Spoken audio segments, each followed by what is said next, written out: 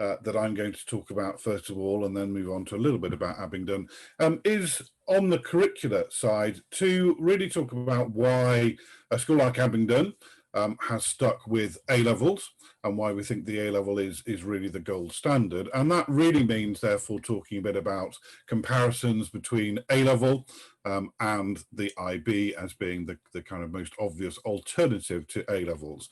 There was for a while another alternative called Pre-U run by Cambridge, but in fact that's they've now decided they're going to bring that to a close. So the main rival for A-level would remain IB. So I'm going to start off with some comparisons. Let me start by saying I'm going to talk very much from Abingdon's point of view and why we have chosen to stick with A-levels. We did certainly think, and we continue to think, about the IB as an alternative, and it is a qualification for which I have a huge respect. I think there is an awful lot to like about the IB. It's just that we think there's more to like about the A-level system. So let's take a look at some things. You'll probably be aware of some very well-known IB providers in the UK. There's just a few of them there. Some of them have already spoken at this event on different Saturdays. But what I think is really interesting to note is there's something around 2,600 independent schools in the UK.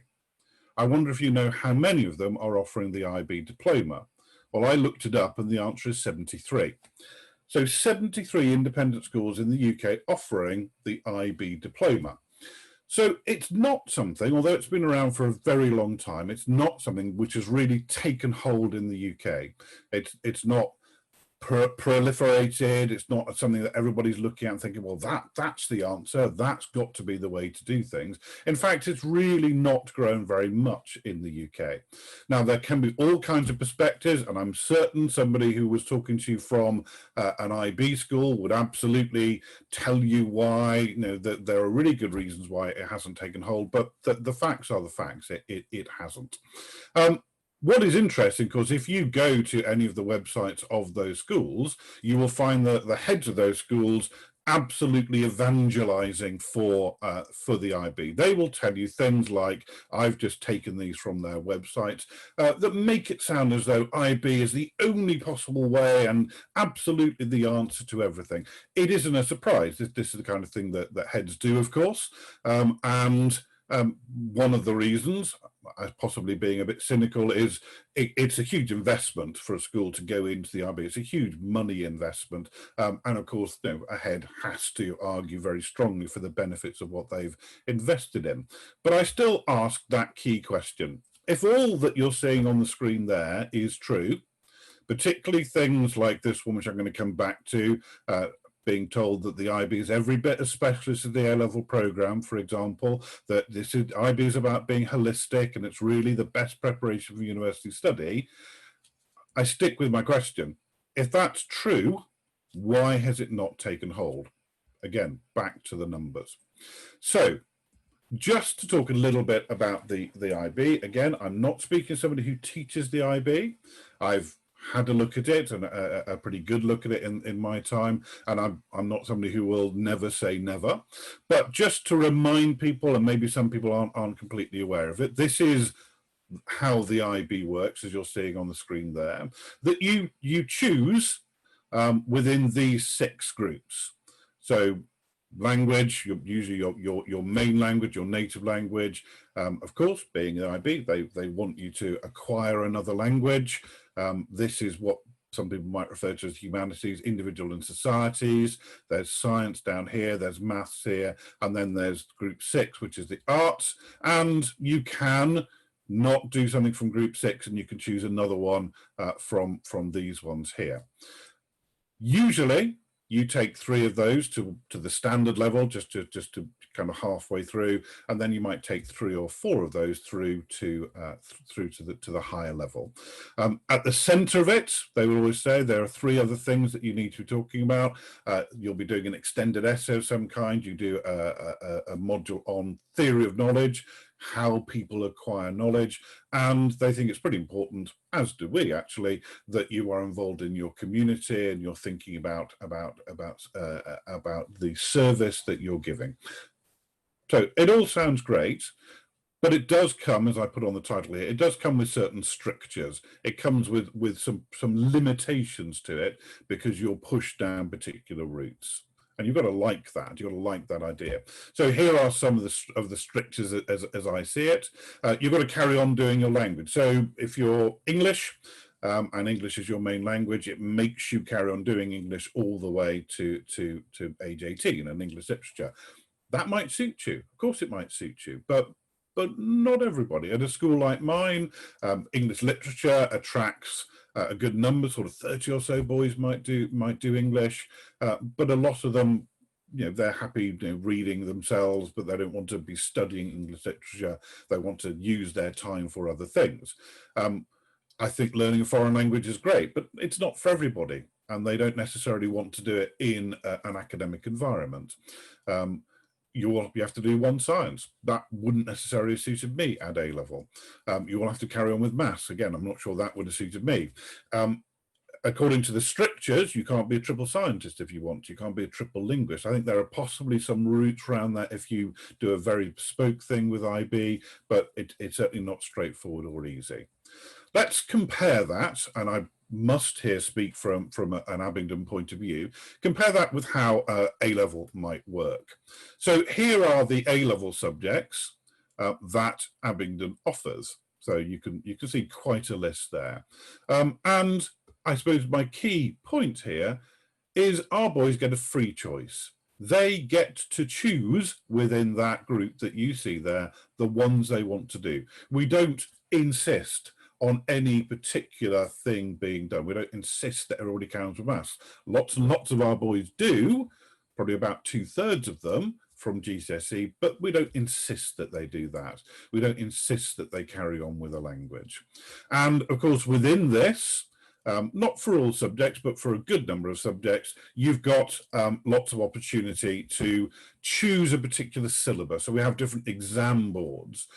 So you might be doing physics, you might be the head of physics, and you can choose. You can look at OCR's physics specification, you can look at EdXL's, you can look at AQA's, those are names of different exam boards, and you can choose the one that suits you. And they'll have slightly different content, they'll have slightly different ways in which they want the course to be organized, slightly different ways in which they're going to assess things, and you can choose the route as a head of department that suits you best and the people that you're teaching best.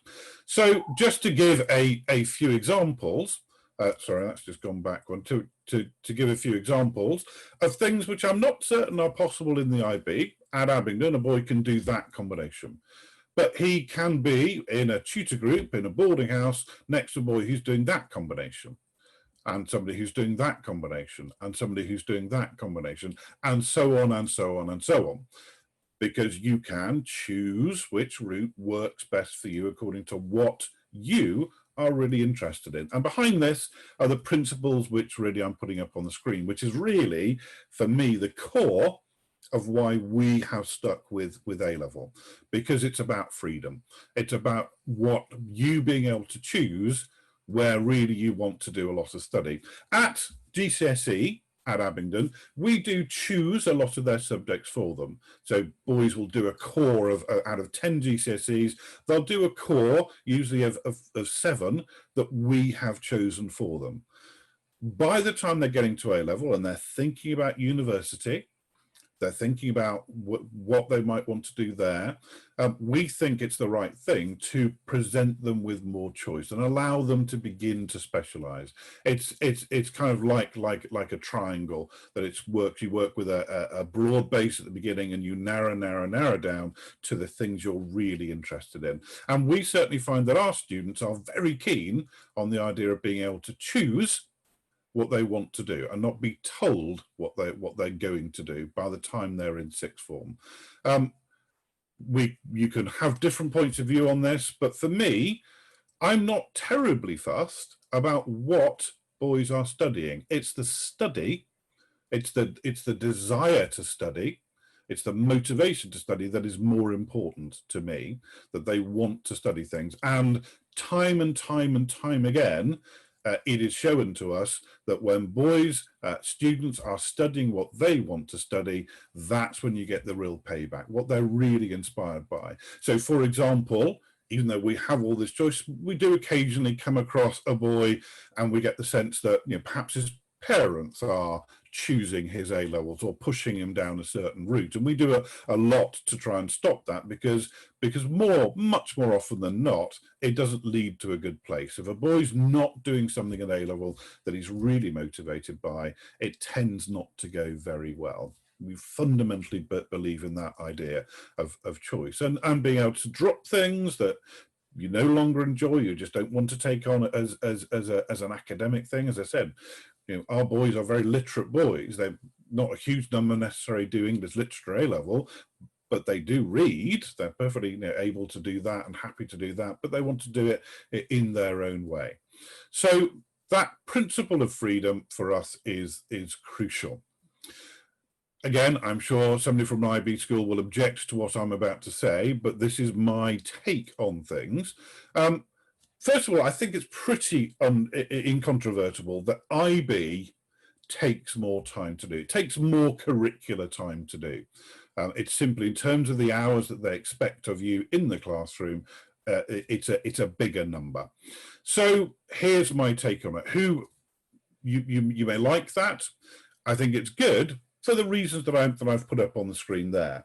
Some people are afraid of what we call study periods. They think, well, if we give boys free time, what are they going to do with it? Boys at Abingdon use it to study. That may not be true of all schools. You may not feel that they have the maturity or the motivation to use their study periods. At Abingdon, for us, it's a really important thing because it's about moving towards university. So in the lower six, in year 12, they have a few. They have a few study periods, and then usually by partway through the lower six and certainly by the upper six, they usually have a good number of them, for maybe sort of 8 or 10 across a cycle for us, which is a 2-week cycle, when they can actually get on and do their own study. We think that's the right kind of preparation for them for what they're moving on to, and pretty much all of our boys will move on to university. So my other question is always, do you have a problem occupying their time? Do you not know what you do with that time if you were given it? I've got Abingdon's answer coming in a moment. Perhaps you really like the fact that the IB ethos, which is, you know, very attractive in lots of ways, but it's, you know, it gives you something to hold on to.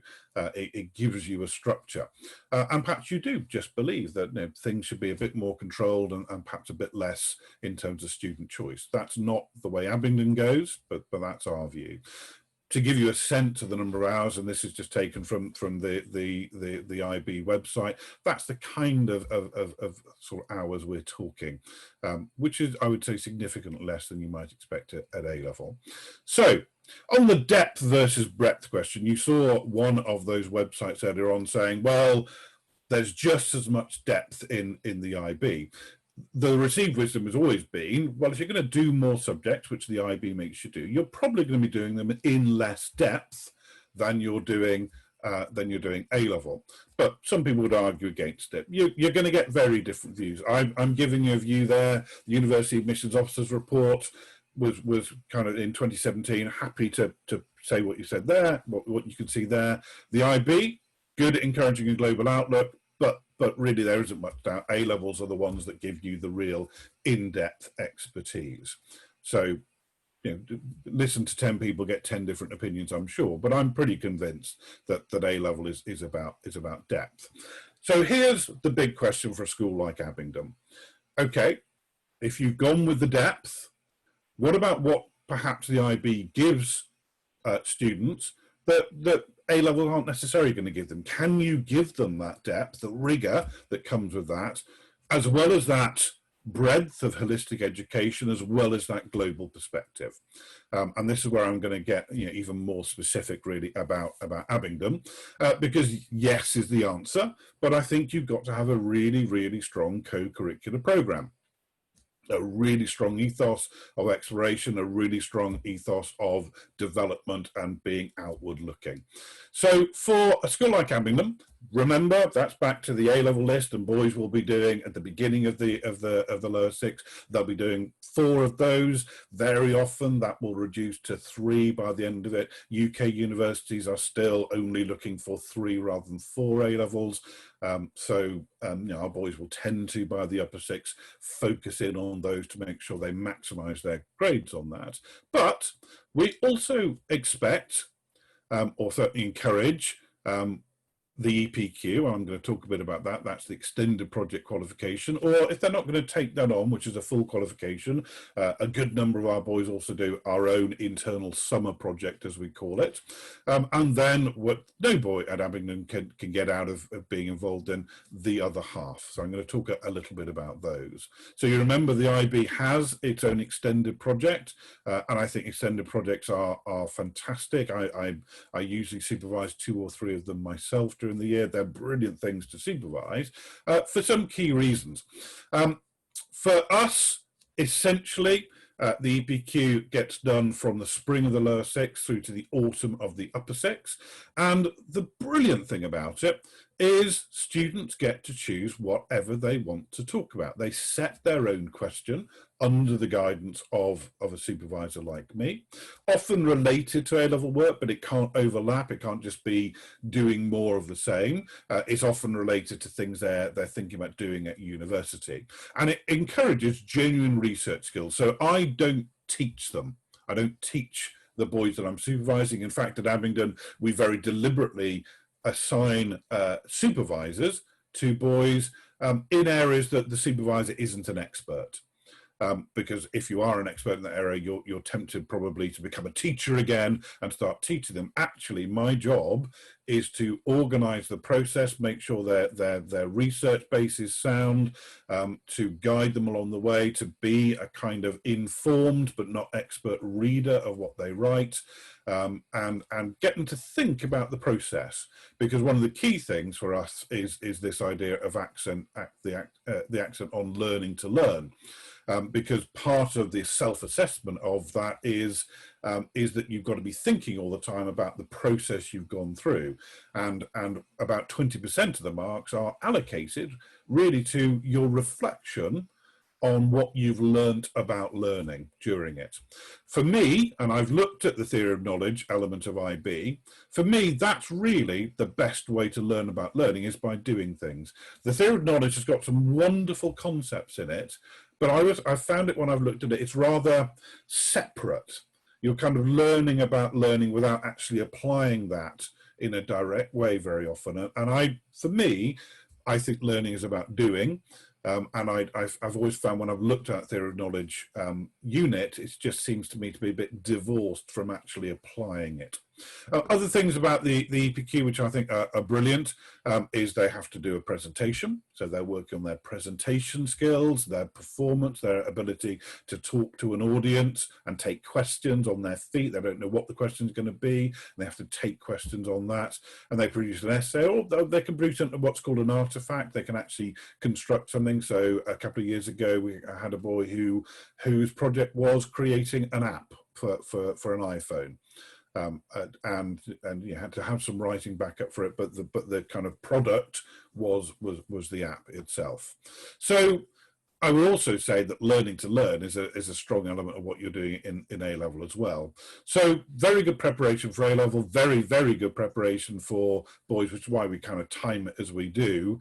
For our students who are thinking about Oxbridge application, they usually have an EPQ under their belt, and that is a brilliant thing to go to an Oxbridge interview and be able to talk about, because Oxbridge is always going to be looking at, okay, that's what you've done for A-level. What else have you done? What more have you done beyond your A-level course to show that you're really, really interested in your subject? The EPQ is a great answer to that. The other thing that's important, and when we talked about that idea of timing, and maybe the IB takes up lots and lots of time, and if you're doing A-level, perhaps you've got a bit less time than that in the classroom. What are you going to do with that time? Well, our answer is what we call the other half, and you've got to make time for that. I am very used to interviewing. I've been interviewing boys from Hong Kong now for sort of 6 or 7 years. And it is very, very common for me to hear, when I talk about motivation, why do you want to come to the UK? A very common strand is to hear boys talking to me saying, in Hong Kong, pretty much every hour I've got is occupied with academic work. It breaks my heart when I see on somebody's profile that they say, well, I used to do piano, but I've not been able to do it recently because there's just so much work I have to do. And I come home from school and then I've got to go to this tutor or that tutor. That is not Abingdon's philosophy. We don't think that you get the best academically out of boys by just shoving lots and lots and lots of work at them. For us, this is just a taste of a few pictures. It's our extracurricular program and what that offers. And for a school like Abingdon, it's a huge number of activities, and that's how we're occupying the boys' time that IB perhaps might have them sat in a classroom for a bit longer. This is from our website, although actually I wrote it. We do have this term, the other half. We think it's unique to us. Can't see any other school using it. And it really does encapsulate the philosophy of Abingdon, that we say what you're doing in the classroom, that's half of you. There is a whole other half that we want to encourage, we want to prosper, we want to nurture, and that's what's going on in the other half and on our pastoral side, that you've got to be developing everything else about you. For Abingdon, we keep counting and recounting. It seems to go up every time we do it. We've got something like over 150 different activities that a boy might do. It's pretty impossible, I would say, for a boy to come into school and do everything. One boy who was head of school one year did tell me he reckoned he ticked everything off and done absolutely everything. He tried everything. I'm not quite sure that was feasible, but he reckoned he had. So we're about choice. We're about and the key thing for us there is that we don't insist on any particular thing. We don't say to a boy coming into year 9, for example, right, your sport is rugby. If you don't like rugby, that's fine. There are other things that you might do. Not all 150 are available to every boy every second of the day. That would be impossible for us to organise. So it's organised obviously by terms and a little bit by year groups, what's available. But there's no particular compulsion. The compulsion is that you must do something. So a boy can't come to Abingdon and say, I'm just going to work in the classroom. That's all I want to do. There's nothing else. And it's a key part of the interviews that I conduct.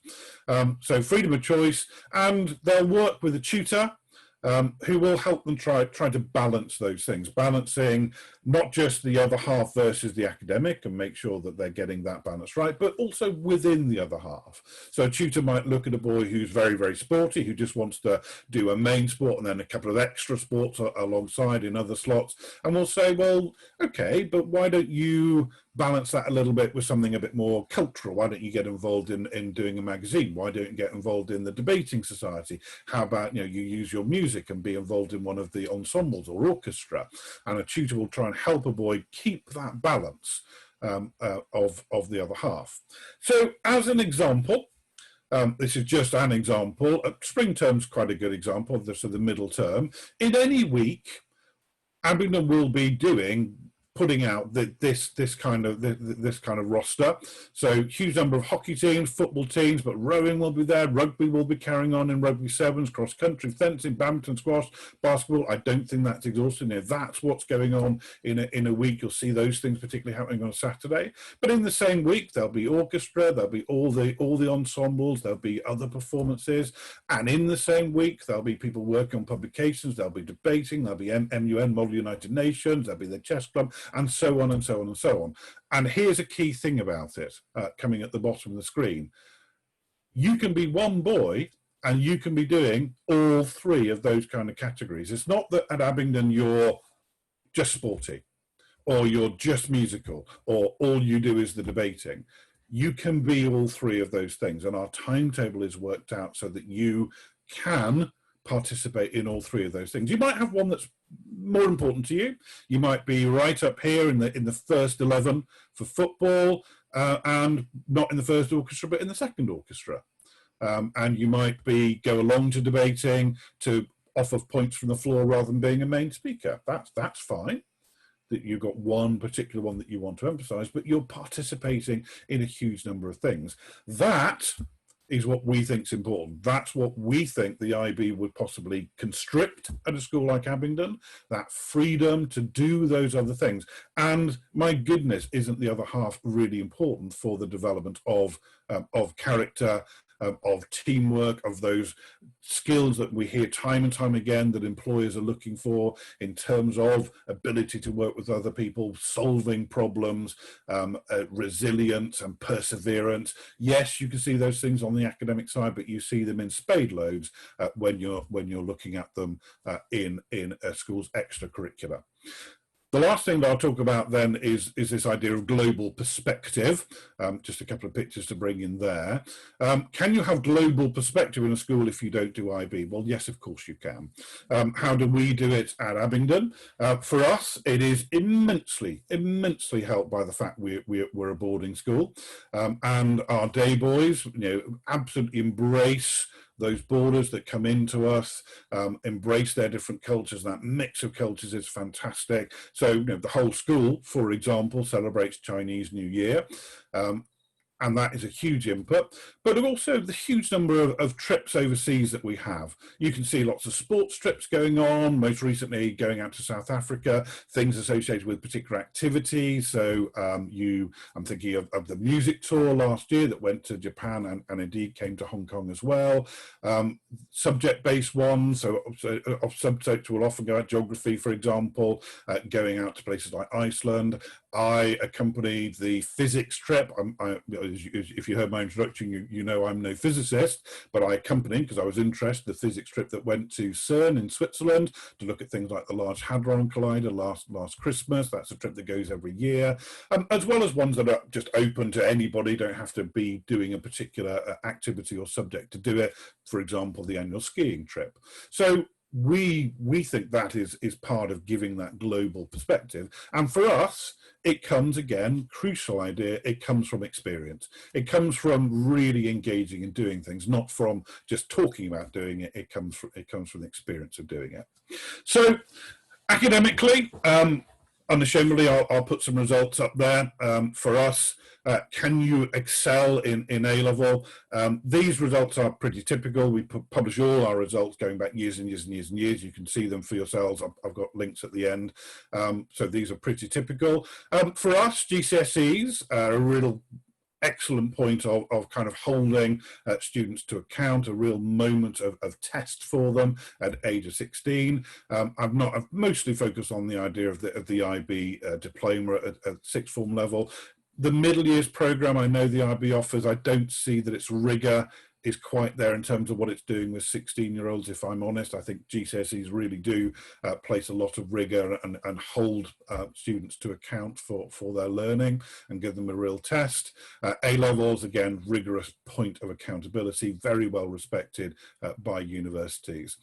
And just in terms of, does Abingdon produce the goods as well as doing all the other half and the trips abroad? I hope those figures do speak for themselves in terms of what a school like Abingdon can produce from its students.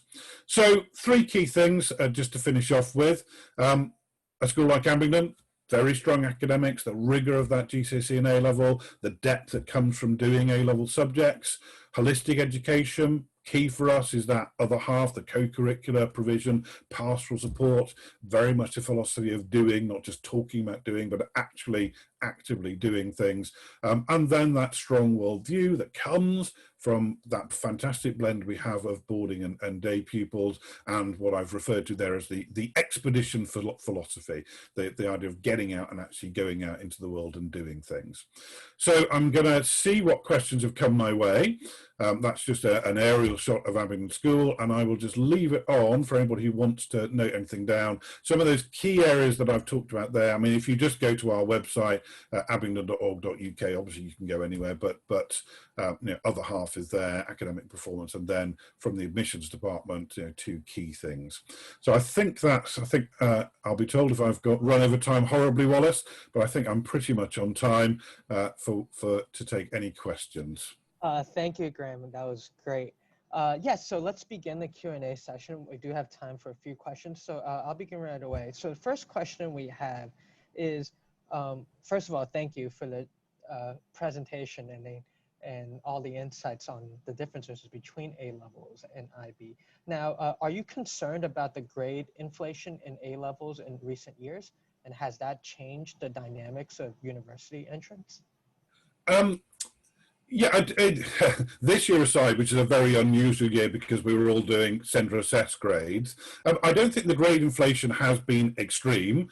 Actually, I think they've tried to keep a good control over things. But of course, what they did not all that long ago was bring in the A star. So that was a way really of distinguishing at that very very top level, and I suspect partly in reaction to people's fears about grade inflation. We could spend a long time talking about grade inflation. One of the things I think schools are always, it's kind of being beaten with a stick. We're all supposed to be improving. We're all supposed to be getting better in what we're doing. So you ought to see that in the results.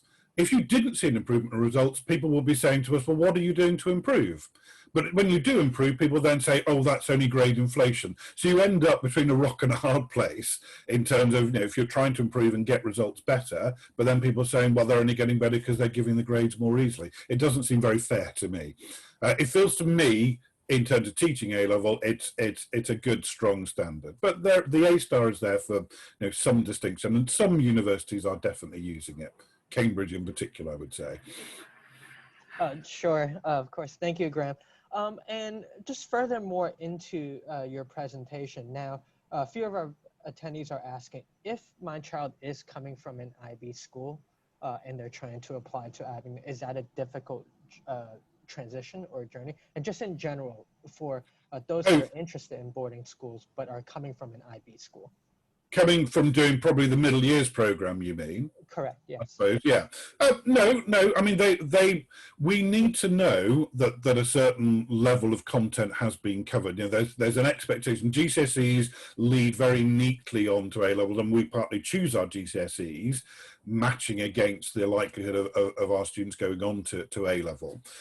So that's. But when I talked about choice of syllabus, that's partly sometimes why we do it. Sometimes why we've chosen the international GCSE over the homegrown one, because about how its preparation is. So we would need to. They would sit the same tests.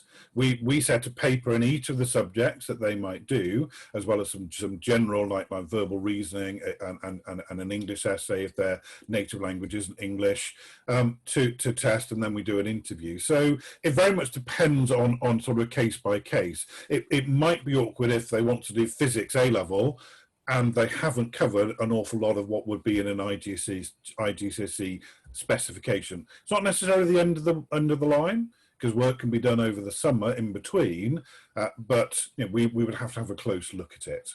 Sure, thank you. And I believe we may have time for about one more question, so I'll make this one a little bit longer. Now, we do have a few attendees asking, how does the application process typically look for someone that's applying from Hong Kong? And let's say they're interested in applying this year, how would that process look? And then furthermore, on top of that question is, we do see the standard years of entry on the website, but do you also take students that are older or in other years? Well, standard years of entry, so year 9, year 10, and year 12. Boys can't come into year 11. You can't come in halfway through a GCSE course.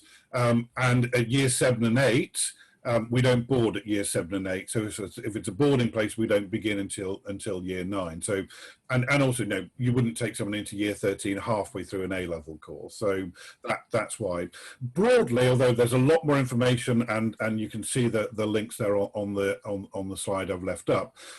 Broadly, people come to us often using an agent in Hong Kong. I'm not going to name any particular ones. You know who they are. But they'll often use an agent, but sometimes people will just contact us directly. And depending on the sequence of things, sometimes, usually, of course, we'd be over there in Hong Kong at the moment. We might do some interviews beforehand, and then boys would come on to do our exams. Sometimes they do our exams first, and then we do an interview with them. depends on what level, but if below A level, they'll do an exam in English, looking at comprehension and at composition, so English writing. They'll do an exam in maths. They'll do a reasoning exam, and they'll do a grammar test usually, and then, for most boys, not all, for most boys, that would lead on to an interview. Quite often with me, no, though not always. I mean, quite frankly, there are so many applicants, I don't think I can do them all myself usually, but I do a lot of them. At A level, as described, we give them a paper in what subjects they want to do, in the English essay, and the grammar, and the verbal reasoning, and the interview as well. We very much invite people to come across to the UK if they're able to, but we're also very happy with kind of approved centres with sending papers across. So, you know, some of our agencies will do that for us. The British Commission will do that for us. So we're happy with certain places that we will send the exams across. Does that give a broad enough view without too much detail? There's a lot more detail on our website. Sure, no, that does. And just, yes, no, that's great. And just more specifically, for those that are wanting to apply from Hong Kong this year, how does that process? Yes, for next year. Should they start now if they're looking Absolutely. for 2021 entry? Yeah, so I mean, 2021 for us, I have to say, is pretty much already full. Not totally. Sixth form we'd be interested in. Third year, year 9 entry 2021. Probably for Abingdon, the bad news is the best you can hope for at the moment is a waiting list place. Year 10 possibly, but more likely waiting list. But we do take boys from the waiting list during the year. It does happen. It's not that people sit on the waiting list and then there's never any change.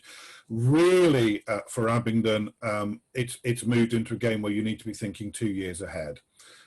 So, you know, it's 2022, certainly for year 9 and year 10, that people should be thinking about Abingdon.